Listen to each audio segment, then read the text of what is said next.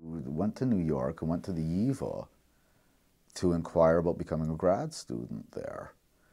And they sent me to speak to someone, and I honestly don't remember who it was. All I know is they were at Columbia. It was a woman, and all the books in the office were in French, so I assumed she was in the French department. So I explained to her my background, that, you know, I'm a native speaker, I went to yeshiva, I've been studying Germanic philology, and she said, do you have any university Jewish studies courses? And I had one, but it was from a guy who was, became quite well known. And I said, well, yeah, and his name was Frank Talmadge.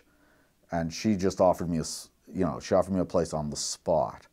I naturally didn't take it because I got offered a largest scholarship to, from medieval stuff back in Toronto.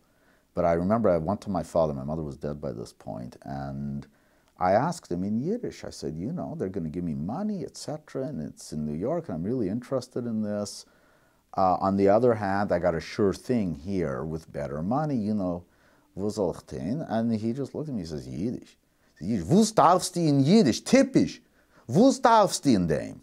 What do you need it for? And it's possibly the only time in my life I ever actually listened to my father much.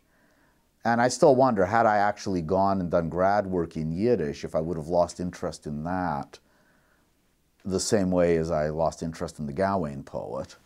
And the answer is probably yes. And I'd be pining away to be a knight or something.